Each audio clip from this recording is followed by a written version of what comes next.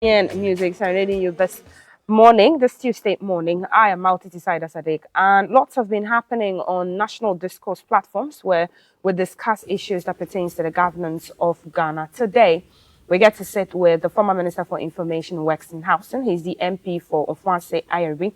The Honorable Kojo Oppong Nkrumah will be doing a deep dive into political economic narratives that is shaping the moment, from the government's priorities in the 2026 budget to tensions, opportunities surrounding the Pandai Parliamentary rerun that's in the news, to unpack the stakes and strategies and the road ahead. Honorable, good morning. Welcome Titi, to the table. I'm well. Great to have you, sir. My pleasure. Let me first off ask what your assessment of this government has been for a year. Early start, and they are doing what a government does in its first year. I think for those who are not familiar with our political and economic history, they get moved by a snapshot. But if you've had the benefit of observing our political economic history, over the decades, you understand what is going on. At the beginning of every government's tenure, this is what you do. You try to rein in what may have appeared to be an overheated economy. Right. And that's what they are doing currently.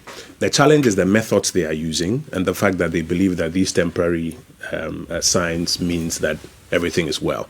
And that's why in Parliament, for example, we've been drawing their attention to the fact that this is actually not different from 2017. It's actually not different from 2009. It's actually not different from 2001.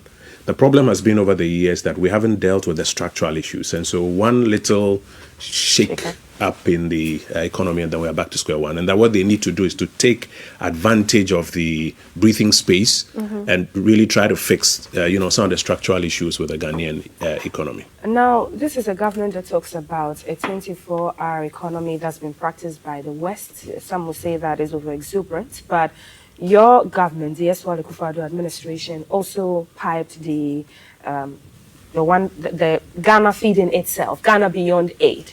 Doesn't this tie into this policy? No. So you see, if you look at what the 24-hour economy is about, it was supposed to be the answer to the productivity, growth, and unemployment structural problem we have in this country. First of all, in running an economy, you want to get the entire macro environment stable. And then you want to introduce initiatives that really allow the economy to grow, people to find jobs, people to make money, and improve their quality of life. In our day, we introduced as one of our major interventions what we call the One District, One Factory program. Right. And they argued that it wasn't strong enough, and that if they come to power, they will move it out and then replace it with what they call the 24-hour economy program, which was supposed to be the program that will ensure that we will triple productivity. So the same one job that one person does, or the one production cycle, will now be tripled. So that's how they explain it. One job, three jobs. One job, three people, three shifts. Yeah. And at the time, we were having a big debate about the fact that it is not fit for purpose. It will not work. But at the time, we were a very unpopular party, let's be honest with it. Cost of living was way through the roof.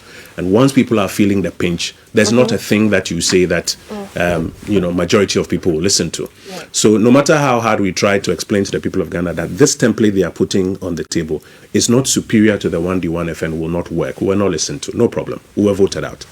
They've been in power for getting to the end of their first year now. And if you observe how it is going, I can tell you in all confidence that there's not much that is going to happen with this 24-hour economy by the time their 4 years are done. And the people of Ghana will find out that it was an exercise in deceit, just aimed at hoodwinking young people into voting for them, because they knew very well that this thing was not feasible. But because they also knew that the unemployment, challenge was very high, what they then sought to do was to sell it to people. Look the young people of Ghana in the eye and tell them this on truth, that one job will be done by three people over three shifts. And they knew it wasn't true. Why can it not be done by three people? Because the first thing that you need to do is to answer the question of demand. For all the industries or the jobs that have 24-hour demand, no government needs to, literally stimulate or compel them to work for 24 hours. If the demand is not there, even if you gave a factory free electricity and he doesn't have demand for his products and he produced and filled his warehouse, and there's no demand for it, next month he won't produce. So there's a fundamental flaw in the construct of their 24-hour economy program, and especially as they claim it is the solution to the question of productivity and unemployment. Remember that the One District, One Factory program, according to the NDPC annual progress report, it delivered 150 factories over the 8-year period. That was an average of, I think, about 18 or so a year. So in this 2025 that they have cancelled the 1D, 1F program, those about 18 factories that would have established, and the jobs that young people would have found in them, that's the opportunity cost of the cancellation. Right. You would imagine, therefore, that they will replace it with something that will do better than that. Zero. They have 4 years in government, okay, and you no think problem. that they cannot create the ecosystem to ensure we have already lost year one. Let us even assume without admitting that this 24-hour economy program will yield something. It would have made more sense to at least keep 1D, 1F while you are now ramping up your 24, so that you don't have zero in your year one, right, hoping that you use 3 years to do better than those 150. And if you look at the document that they have published, and even the amount of investment that is required to make it a reality, and the fact that they don't even have the funding for it, they've not done the feasibility studies for it, I'm telling you that it's not going anywhere. But that is just one of the many economic promises that they made, which, if you pay attention to the details, you find out it's not going to yield much. And you talk about them promising over 800,000 jobs, yes, and 490,000 or so already, yes, that are there. And the road sector, the amount that has been allocated to ensuring the big push works. You do not think that this labor force, which you attribute to the road sector, and that's going to be manual labor, it's not going to be the kind of jobs that you presume they promised Kenyans, the 24-hour economy will not work there. Roads are constructed all As for day, the 24-hour economy, I tell you that go to bed. Look at, and you know, in this country, we have this habit of just listening to what people are saying, but we don't examine the actual data. I heard one of my colleagues from the NDC a few minutes ago saying that in 8 years, the MPP never built one hospital. And during the break, I was telling him that he should come to Achiase and come and look at the newly constructed Achiase District Hospital. Built and completed and opened and functioning. And there are many examples we can give. He goes on to say Agenda 101, 8 years, MPP couldn't finish one. He forgets that even as at 2021, we were now about to start Agenda 101. So it wasn't an 8-year matter. But this is what they do. They spew out these narratives, and the facts don't back them. So let me take you into this budget. They claim that this budget is the budget that will create growth, jobs, and economic transformation. Right. So you look at where they are investing. And this is what we should be measuring at the end of 2026 to find out if where they put their investment generated growth, jobs, and economic transformation. Right. But even what they've put on the table, if you take their Agri for Economic Transformation agenda, which is divided between what they call Feed Ghana and then Koko Nkiti. And then you take their industrial program, and then you take their capital expenditure program. Look at what is happening. So on the capital expenditure program, they announce, like Trump would say bigly, that they are going to create 800,000 jobs. When you go into it, they are claiming that 500,000, nearly 500,000 of those jobs are literally going to be laborers working on short-term construction jobs. These are jobs still. No problem. But just step out there and ask the young people of this country whether this is what they promised and this is what they are expecting as the answer. Okay, what would you say if people liken it to NACO? That was also a job, that policy that the actual government promised, and people said that it did not, materialize into what was expected. NAPCO was supposed to help train people for a 3-year period to transition them into the public service. A good number of them got transitioned into the public service. But NAPCO did not solve the unemployment problem of this country. And if NAPCO had worked as efficiently as we thought it should have, and if NAPCO was the answer to the unemployment problem, the young people would not be angry that they didn't get jobs. So assuming without admitting that the NPP did NAPCO and it didn't even yield any effort, does that justify that the NDC comes to power and seeks to literally repeat that same thing? The answer for me respectfully is no. Okay. Now, if you look at even the big push that they are claiming is supposed to be this thing that will transform jobs, I can tell you on authority that they are beginning to cook the data on the big push. It's in the budget. Cook the data. They are fabricating data. When did they launch the big push? on the 16th of September. If you go into the appendices in the budget, and we in the mighty minority spend a lot of time going through the details. If you go into the appendices in the budget, Appendix 2C, for example, you will find that they are cooking the books on the big push. If you look at, I don't know if your producers can find it and project it. We'll but if you look at the data, they said they were going to spend 21 billion Ghana cedis on domestic financed infrastructure or capital expenditure, out of and then an extra 13 billion on the big push. Now that's 21. The argument essentially was that they were going to spend 7 billion on the old contractors, nothing on big push on the old contractors. That was the original budget. Then they were going to spend 13 on the big push, 13 billion on the big push. Now, between quarter 1 and quarter 3, they had programmed that they would spend 9 billion on the big push. They claim they have spent 10 billion as at the end of September. They launched big push on the 16th of September. How could you have paid between 16th of September and the end of Q3 10 billion Ghana cedis? What they were doing was that they were paying old contractors, but fabricating that they were paying for big push. In fact, if you go into the upper levels of the data, under the domestic finance where they said they will not pay any of the old contractors, they are now saying that they will pay the old contractors 3 billion. When old contractors were in their original contemplation of big push, were not supposed to be part of it. What is even worse, as at quarter 3, they have paid out of the mineral royalties flows, they have paid about 5 billion cedis. This is what they are reporting now that they have paid.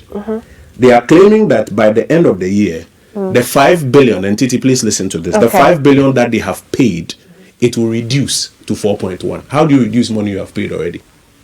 They are cooking the books even on the big push. And the fundamental issue that this government is having is similar to an issue that we had in 2017, where you remove some of the taxes, believing that it will increase revenue, and then you can fulfill your promises. And the reality is that after you remove those taxes, the data will show you that the revenue has actually dropped. In fact, I came to you with a copy of EC's. Yes, because you have made the point that the revenues that they said that about 6 of them that they had removed, the taxes, the emissions, the COVID, the 1.5 withholding gold exports, the e-levy, that's nothing to shoring up revenue and building a bulletproof economy. It does nothing. Again, if you go back to the numbers that they themselves presented, Appendix 2B, you will find that at the time we were leaving power, the non-tax revenue as a percentage of GDP was 16.2%. Today, after they removed the taxes that they advertised or remove, and remember they said they won't introduce new taxes. They've introduced 8 new taxes. Where are they? I'll go through it with you. But after introducing 8 new taxes and removing those 6 taxes. Well, not all those 6 were even being collected. Emissions and the rest were not being collected. After removing those taxes, non-oil tax to GDP ratio. In fact, the non-tax revenue is now dropped to 11% of GDP.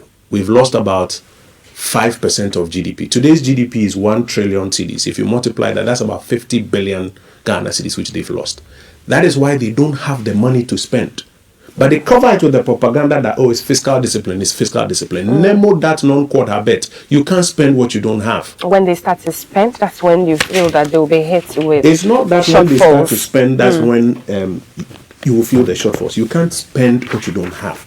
If you force to spend, what you may have to do is that you may have to borrow, which became part of our problem. What did they say is their way of raising revenue to take place of the ones that they have abolished? So aside from the extra levy. You will recall that at the beginning of the year, when the finance minister advertised that he was going to reduce or remove those taxes, and that he was going to move tax to GDP ratio from 13% to 18%. I was the one who seconded it on the floor of Parliament that if he's able to do that, we'll support him.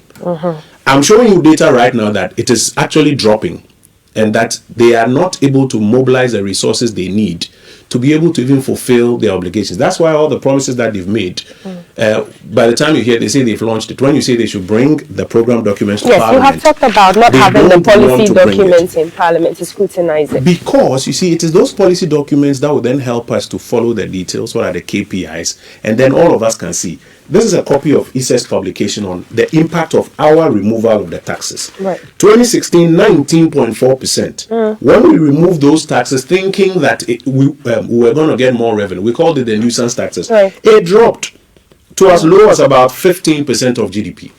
After the pandemic, we had to then try and introduce some new taxes to try and take it back up. That's how come we got back up to 16.2% of GDP. Right. And now that they came in and they came with these measures, they've already dropped to about 11. It's not hatred or partisanship, but if we will stop the the politicization and pay attention to the data, we'll find out that we're doing ourselves a lot of harm. So their fundamental problem is that they've played politics with the revenue measures.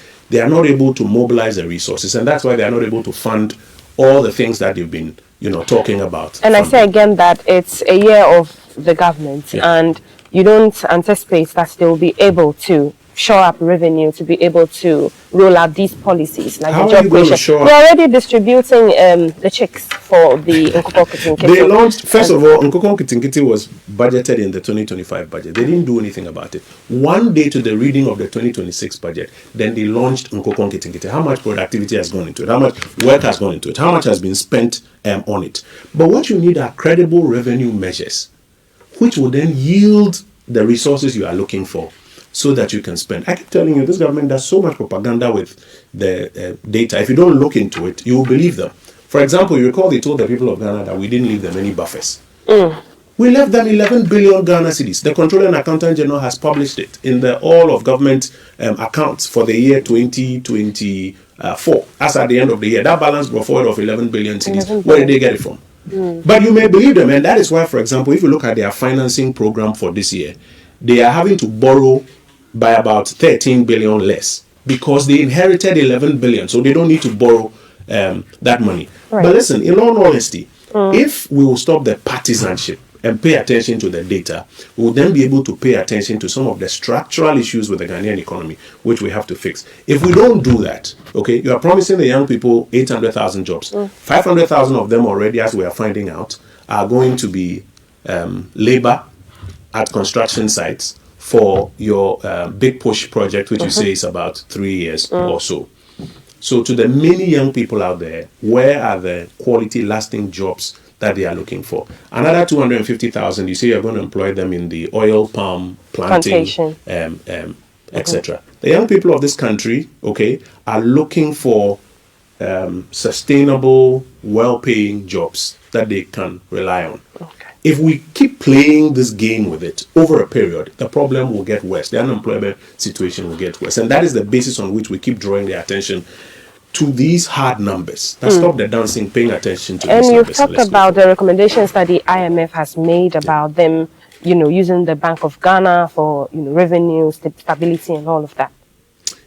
At the beginning of the year, they were doing something we started doing at the end of 2024. In fact, let me take you back even further. When COVID hit us, and when they say, oh, don't say COVID, but it's a fact. What COVID did was that growth which we left at 5.7. By the way, we inherited growth at 3.5. Right. We brought it up to about average 7% in the first 4 years. Then we're hit by COVID. Growth dropped to 0.9%. Now, once an economy is not growing, the government won't get revenue. So government was not getting revenue. Exports were down. Once you are not exporting, you won't get foreign exchange. Right.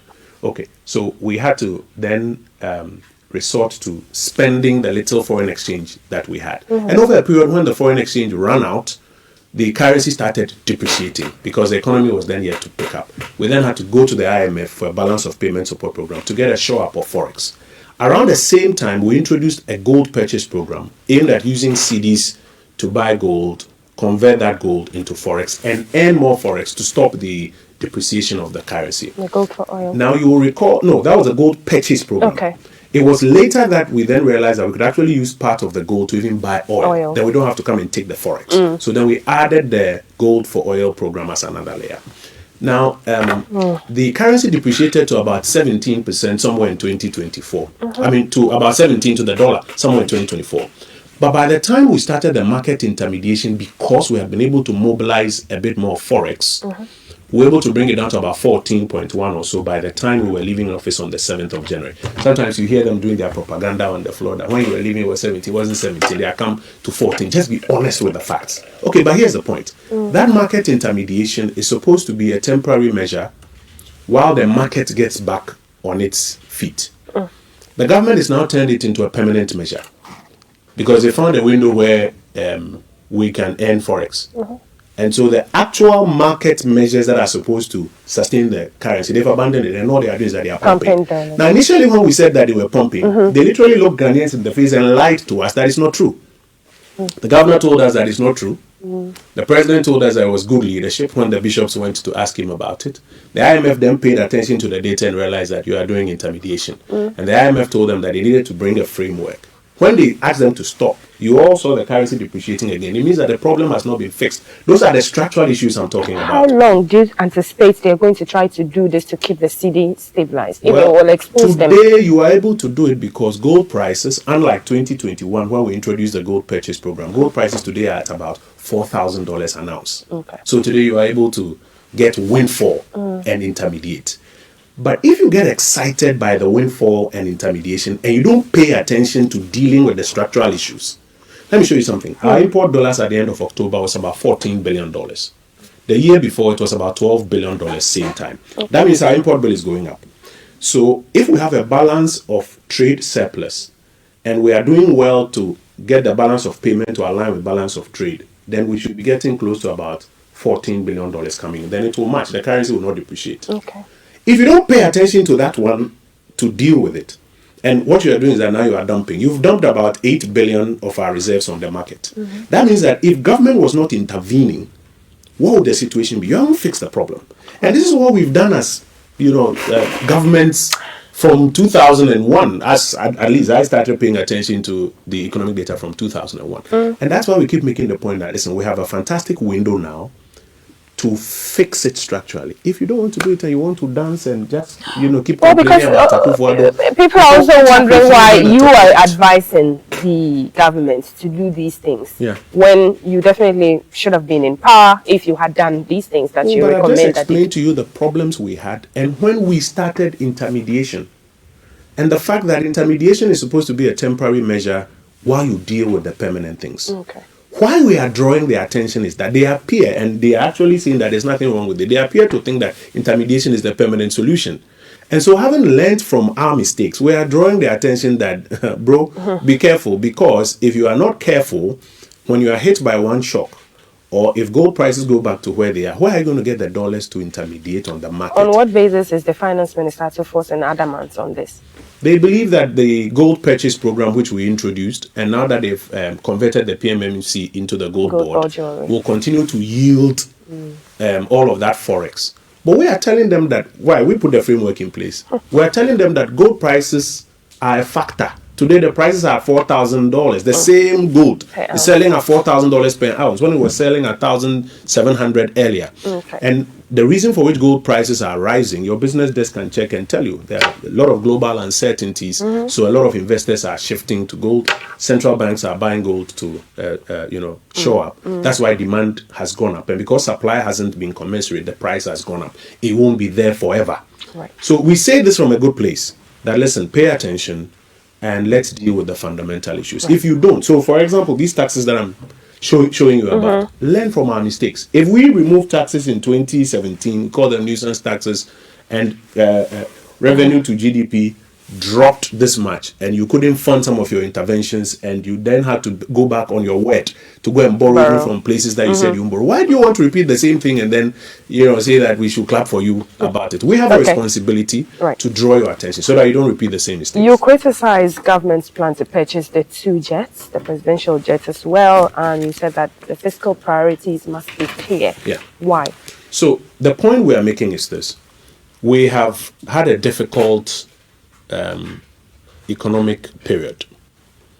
And in this difficult economic period, we've had to take painful steps to get this economy back on a certain level so that it can breathe again. Right.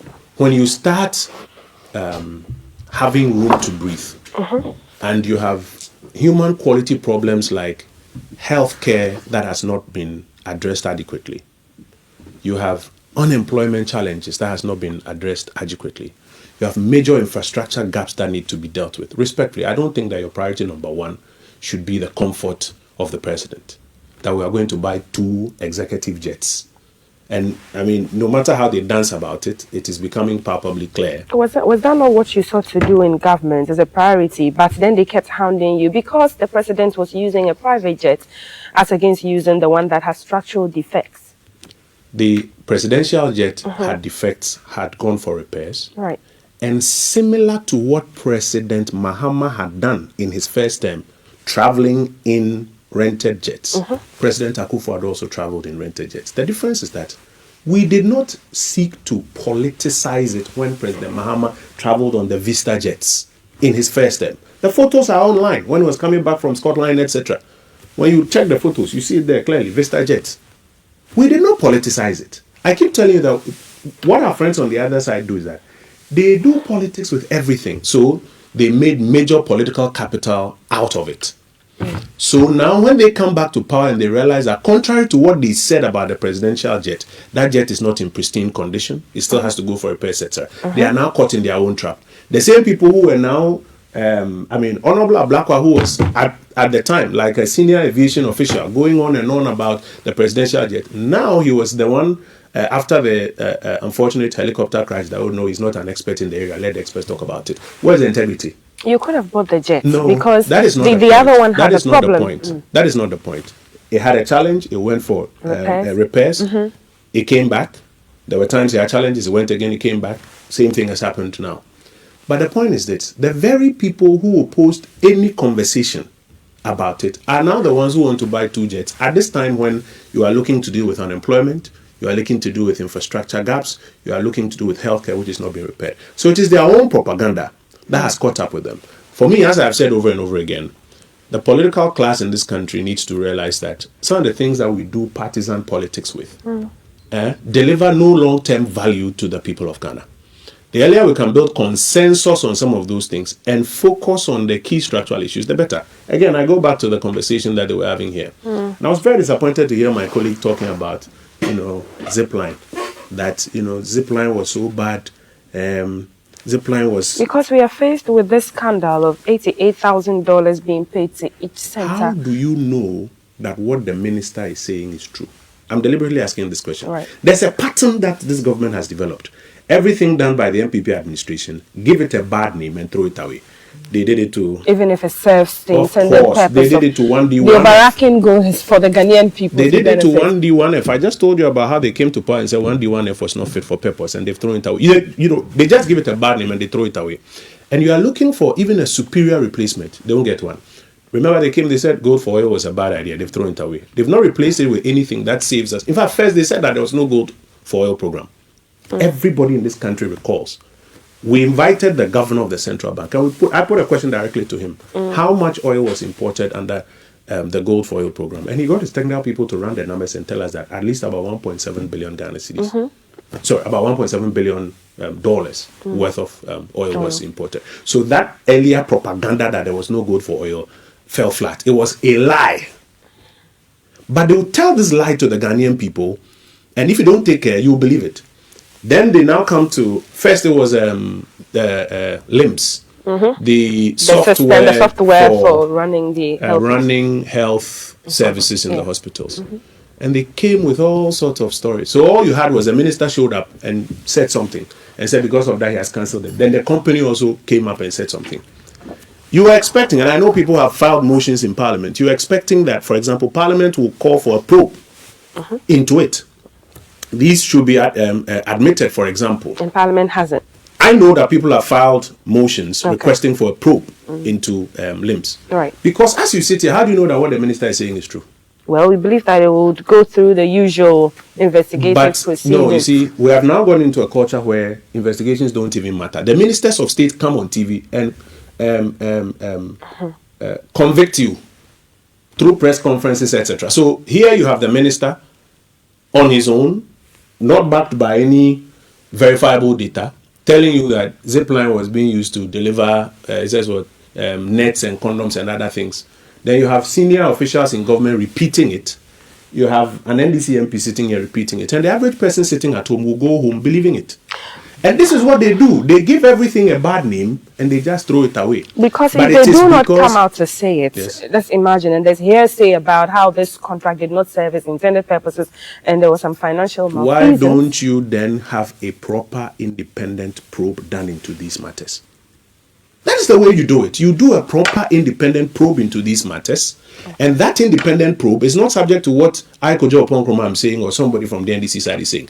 But you see, they've abandoned all of that. What they do is that they will do a press conference, announce and convict somebody in the court of public opinion, and you find media, civil society, everybody just going along with them, that because they have said that zipline was being used to deliver condoms and mosquito net. In fact, I heard an expression that they said only 12% or so of the deliveries were going to hard to reach areas. What's the definition of that? This is the game they play with the minds of Ghanaians. We were here when they came, they announced that 1,500 ECG containers are missing. And you had people running riots all over the place. MPP people are thieves, 1,500 containers. Then quietly, Nicodemously, they came back and said they have found it. And nobody has even been questioned about why the nation was misled on this path, but it is part of a grand scheme to bastardize everything MPP in the minds of people. And I would like to encourage civil society organizations, you, our colleagues in the media, don't take what they say at face value.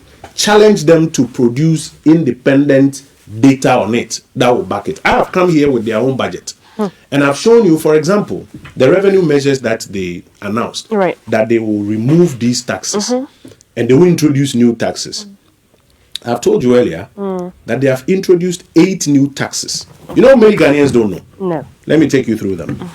On the 26th of March 2025, they introduced the 2% growth and sustainability levy on the gross production of mining companies.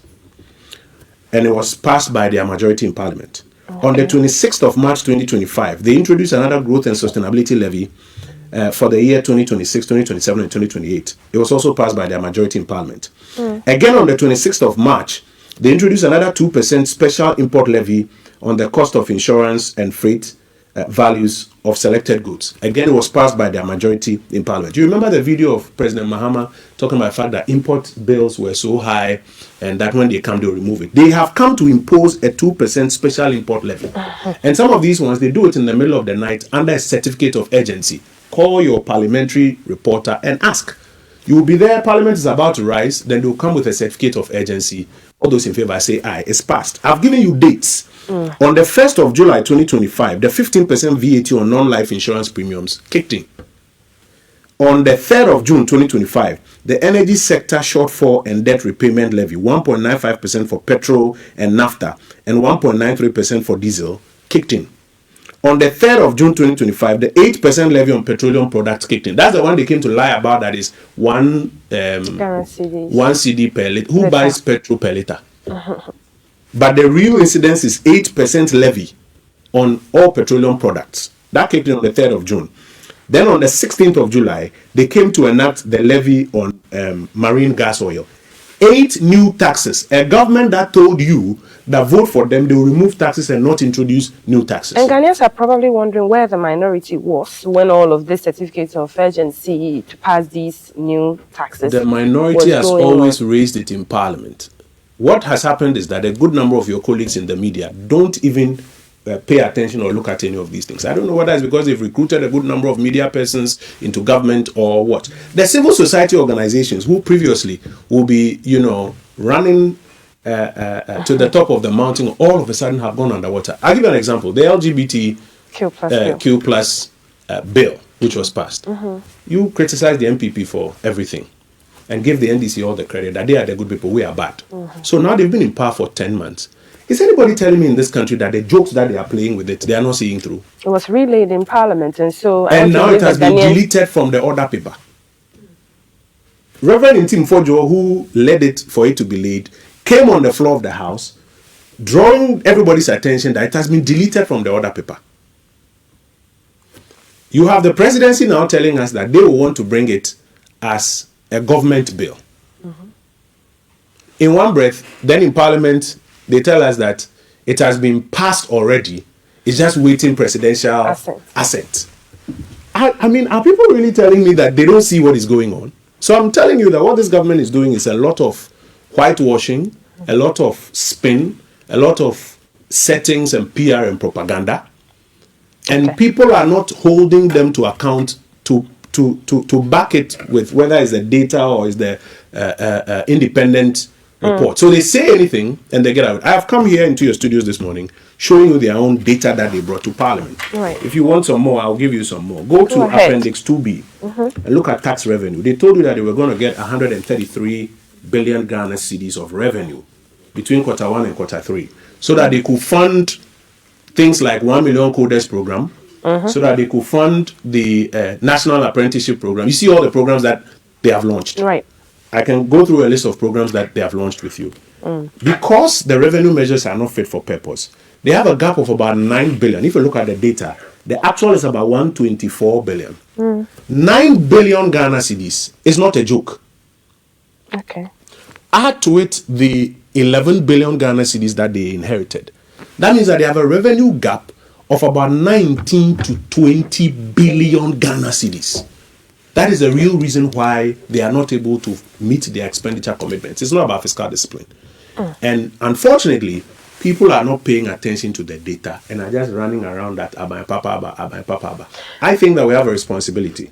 Civil society organizations, media, anybody who is interested in the political discourse to pay attention to the data. And let's stop this thing where we just accuse each other, not backed by anything. How long do you envisage it's going to take before, the true nature of things, as you're saying, comes to light? I'm not a clairvoyant. I cannot predict how long it's going to take. I can predict what we will do as members of the minority in Parliament. We will consistently bring up the data. We will consistently ask for the reports. Right now, they are refusing to present the program document for the programs they have launched to Parliament. And it is shocking that everybody is just sitting quietly. How quickly did you bring your policy documents to Parliament? As quickly as was required, we did. The ones that we didn't, if they slept on their rights, we're not going to sleep on our rights. Our Great for Economic Transformation Agenda, they launched it on the 12th of April 2025. There's no document before Parliament. You haven't seen a document. You'll be here and they'll come and tell you that agri production went up by 10,000 metric tons and 20,000 farmers, and people will be expected to clap for them. But there's no data. 1 million coders program, 16th of April 2025. How many coders have been trained? What is the target? Are they just being trained, or they are being trained and financed, or what? Nobody knows. The Ejumerua program, big launch ceremony, 28th of April 2025. No program document so far. The National Apprenticeship Program, 1st May 2025. No program document so far. The Irrigation for Wealth, have you heard about it before? I don't know if many people know that they've launched something they call Irrigation for Wealth on the 13th of February 2025. You can't find the details. 24-hour economy, we started even talking about it. So we saw the launch. Mr. Speaker asked them to lay a copy before Parliament.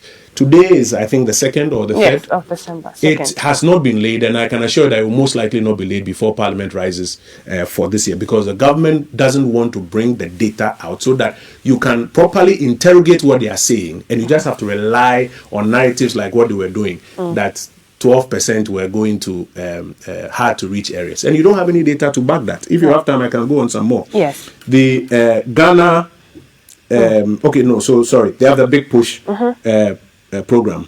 I don't know if you have a copy of that. And that Big Push program, I'm saying that is the foundation for the creation of all the jobs and the flagship programs that they have mentioned.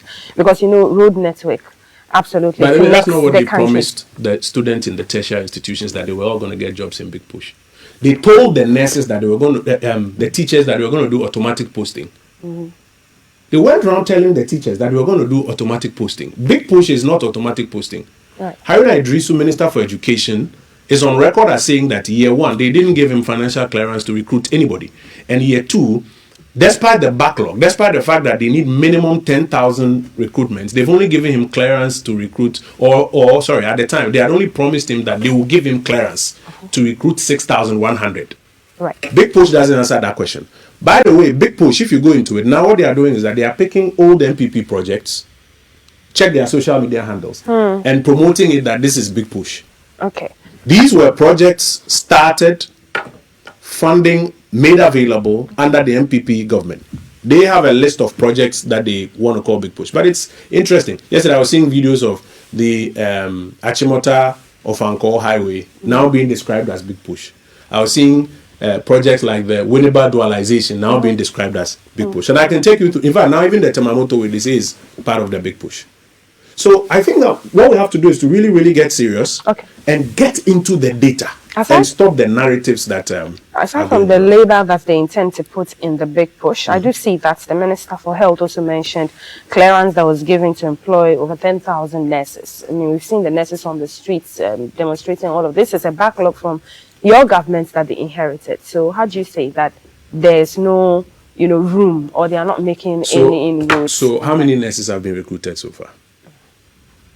I don't believe that story that they come in. That they give clearance and that would initiate. I haven't seen the nurses recruited. I don't take his word. I haven't seen the nurses recruited. These are the same people who told us that 1,500 ECG containers were lost. If he comes to tell me that he's giving clearance and I haven't seen the nurses recruited, I don't hold on to that one. Because maybe, as I mentioned, there's 10 months in office, so prematurely, they still have to get things in order. A lot of them have been given financial clearance. You see, when you play politics with so many things, you suffer. A lot of people have been given financial clearance. By your government? Yes. Some had even been recruited. When they came to power, the first thing they did was to sack them. We've been here in this country, and I'm surprised that now people want to pretend they don't remember. They have sacked, by our estimation, they have sacked not less than 10,000 people. Nurses? No, not nurses. Across the public services. Okay. People, in fact, initially they claimed that it was those who were recruited after 7 December. Then later they were saying that those who were not given financial clearance. Now they have sacked, even including people who had been directors for years. And if they are not working and they are party faithfuls that have been parted instead of, regular Ghanaians who qualify to be in those positions? First of all, to agree with you on this assumption, somebody must bring, let's say, a certain audit report that says that we audited the public services and we found X person who doesn't work. His name is there, he doesn't go to work. Or this. You don't sack people. Then when somebody raises a question, you say, oh, what if they were not going to work? We can't run a country with what if they were not going to work. You must agree that even doing that and employing people after 1st December would make them feel like there's more to it. No, I'm saying that the one who takes that decision should not be allowed to get away with just merely mouthing these words that these people were employed after 1st December. Have you seen any such report? This government is in the business of propaganda to cover everything. And they don't back it with any report or any data. That's the point I'm making to you. They say the things. They know that people in the media and civil society and the general public may be tempted to accept and repeat it. They have a lot of goodwill on their side. And so they are doing everything they can do. And they have sacked, by our estimation, not less than 10,000 people from the public services. Across different places. Then those who had been given financial clearance in the first year, you saw when the nurses were demonstrating, I'm coming to your point, they met the nurses and told them that they don't have space in the budget to accommodate them. So in the next year, they will give financial clearance. So if Akando says, my good friend Akando says, therefore, that financial clearance for 10,000 people, I have no basis to believe him. I haven't seen even those recruitments. In fact, even those who had worked, the teachers also who had worked for about 10, 11 months, what have they done? I understand that when you get your pay slip, there are allowances that have been deducted on it, there are allowances that are claimed as having been paid. They haven't received any payment.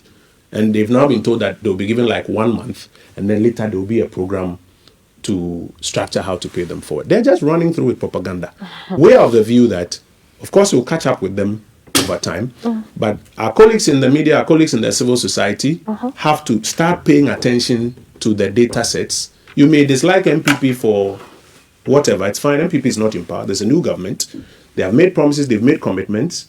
They have to back those things with data. The things they say, they have to back it. Okay. So if the government comes and then tells you on the 16th of September that they have now launched the big push, and they bring the budget at the end of October, about 15 days later, and tell you that they've paid 10 billion cedis on big push, I'm surprised nobody's asking questions.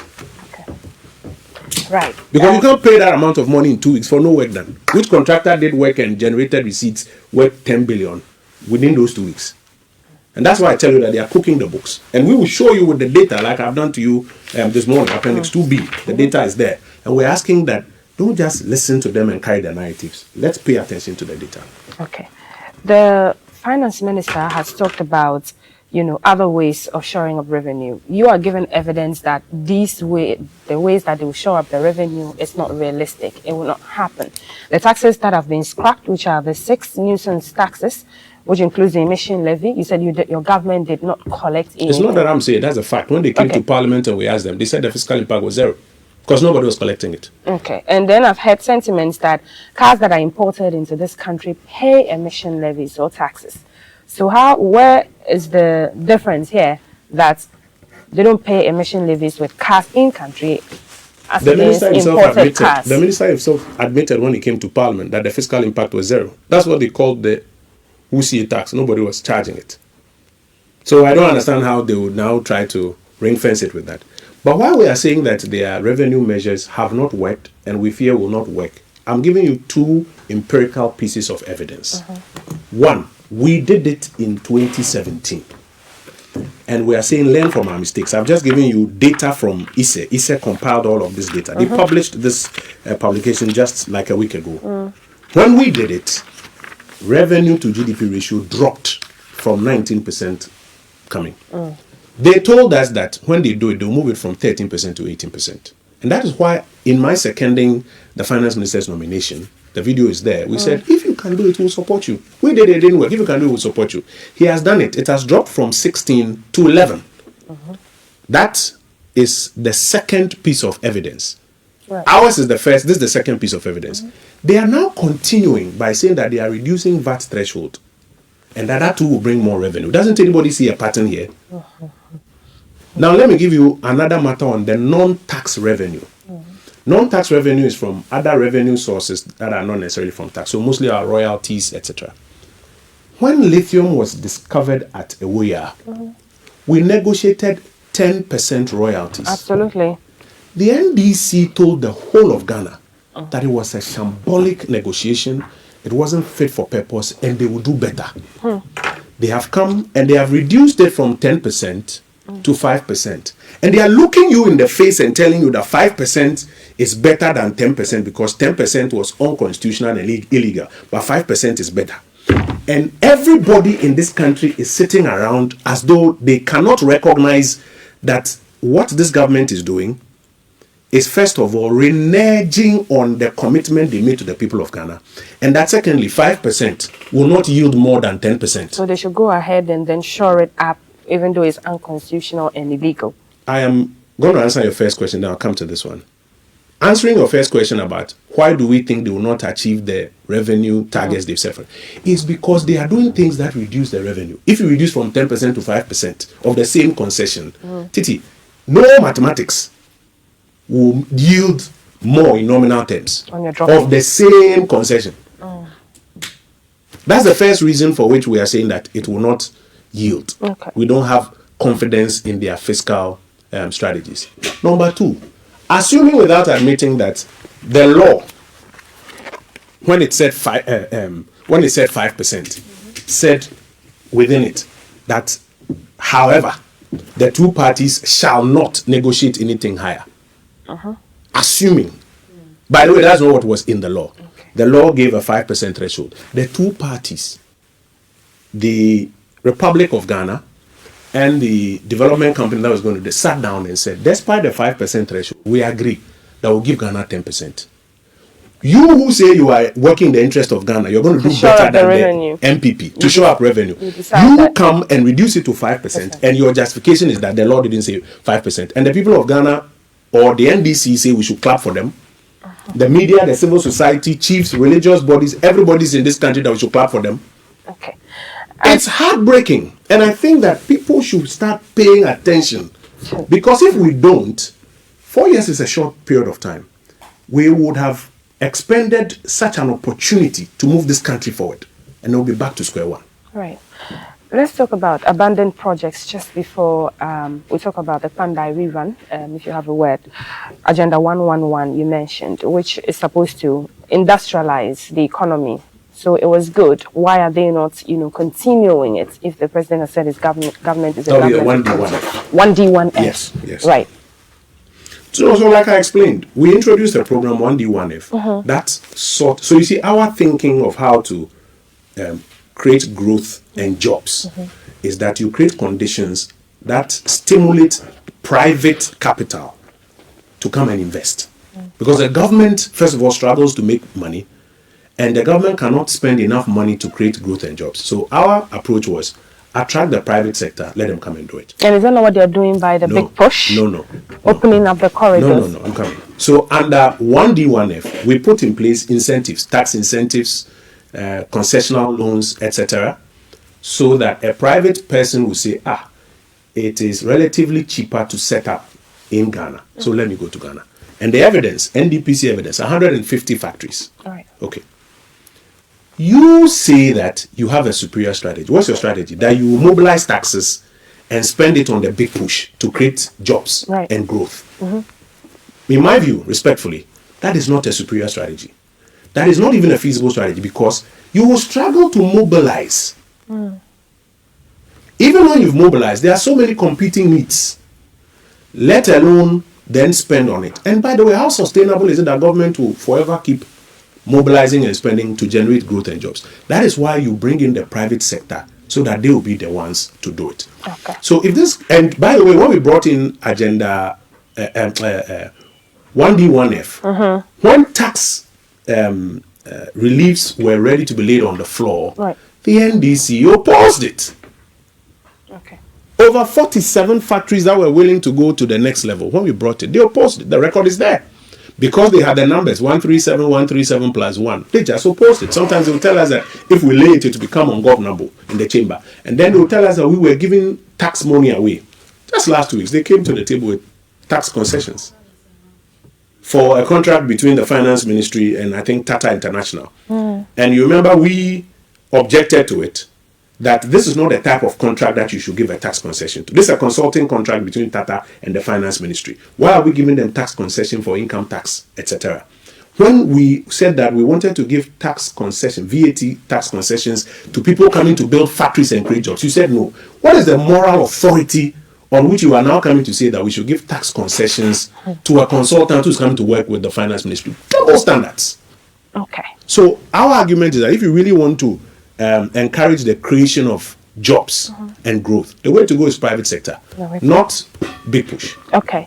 The Pandai rerun elections, it's adding up to other by-elections that we've seen in this country. What is your take on it? Well, already our candidate, and he has the full support of the caucus and the party, is applied to the Supreme Court to quash the determination that was made by the High Court, because there was a grave miscarriage of justice. If you even read the judgment, the judge simply compiled the closing argument of both sides and argued that on the balance of the two, he's of the view that there should be a rerun. I've seen various lawyers' platforms literally laugh at all that, but this can't be a serious ruling. But this comes on the back of the EC chairperson being asked to be asked with her two deputies, and how the collation was done not at its intended place. I will come to that. Anybody who tells me that he's not aware of an orchestrated exercise by the NDC government as part of its reset to get rid of a number of people in this country, from the Chief Justice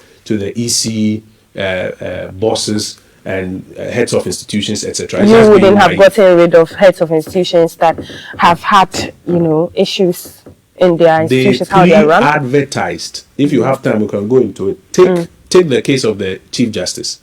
They pre-advertised their intention when the president himself told the NDC lawyers at the whole conference that they should apply for the bench, and that they are of the view that the bench is lopsided against the NDC.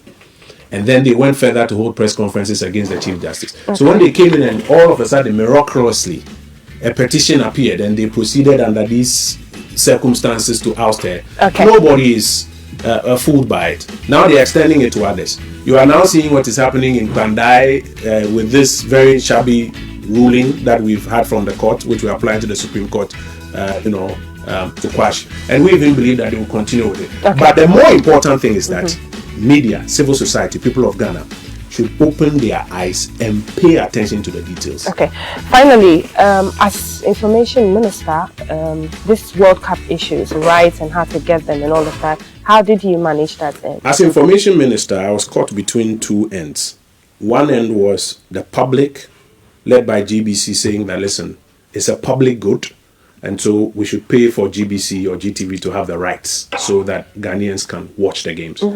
And the Treasury that was saying that we didn't have enough money. What I did was to negotiate a deal where the finance ministry will pre-finance so that GBC still gets the rights. Right. And then to sign a contract between GBC and a consortium of broadcasters that you will sell these rights to commercial entities in Ghana and you will pay back a certain percentage of what has been given you by the state. Right. And on my watch, we got it done. I collected the checks, got it paid back to the Ministry of Finance.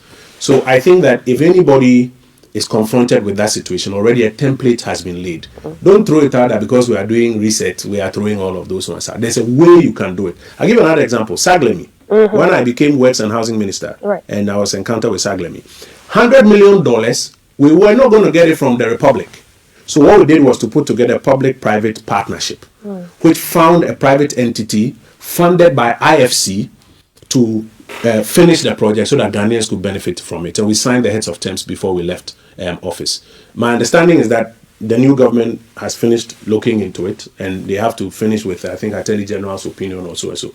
But there are ways to do these things without burdening the taxpayer with it. And I think the government should pay attention to those ones and get it done. Thank you so much for coming to and speaking with us. The Honourable MP for Ofuasia-Yerebi, the Honourable Kojo Oppong Nkrumah, is former Minister for Information, Works and Housing. We'll be looking at the MPP's view of the 2026 budget, jobs creation, revenue, shoring up revenue, and the big push, and also rights for the Black Stars Games. I am Alpha Saida Sadiq. We're back with more on GTV Breakfast. To stay with us.